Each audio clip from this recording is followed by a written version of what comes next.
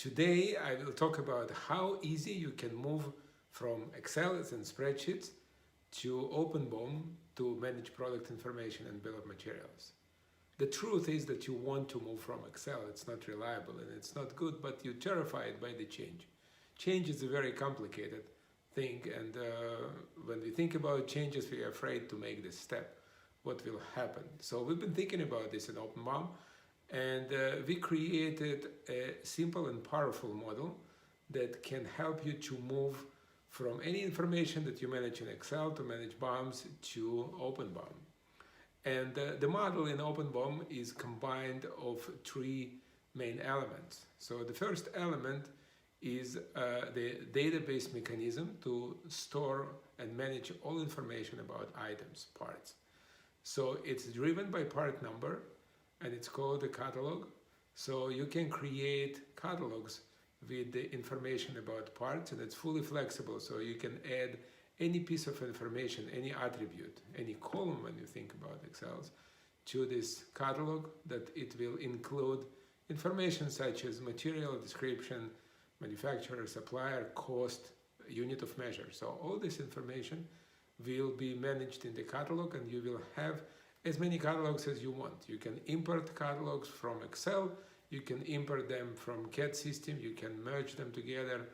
You will get information, you will get a single version of truth about all your items in a set of catalogs in OpenBOM. The second mechanism is actually a mechanism that helps you to manage product structures.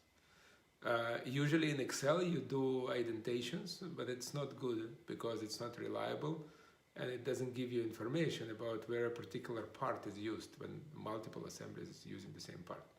So in OpenBOM we create bill of materials which represent this structure, as well as the instance information about part. Sometimes we call it usage. So when you use particular part in a BOM, there is a specific set of attributes that you can set in a BOM that will be instant related. For example, quantity. You use the same part with the one quantity in one bill of materials and another quantity in another bill of materials. So you have a screw with the four screws in one BOM and 10 screws in another BOM. So you can expand this mechanism of instances and add any attributes you want. For example, for electronic bill of materials, you would like to put reference designator. For some other bill of materials, you would like to put location. So it's also very flexible, and you can add any properties you want on the instance level. So we have catalogs and we have bill of materials. We call it reference and instances. So this information is connected all the time, which means when you will change cost in a catalog, it will be automatically reflected in all bill of materials that you use. And as you can see, by that time, you have no problem that you had before, going between different Excels and updating cost information. So the last third part of this model is ability to manipulate with this model and switch it from multi-level structured view to flatten. And this is the magic that you would like to have, because you have a multiple bill of materials, structures, assemblies, sub-assemblies, parts. Finally, you would like to get the result, how many screws you have in this complex machine. And this is something that is very hard to get in bill of materials in Excel, but in OpenBOM, it's automatic. So you switch from multi-level to flattened BOM, and you will get results. So these three things are the fundamentals of OpenBOM data model that is extendable and powerful.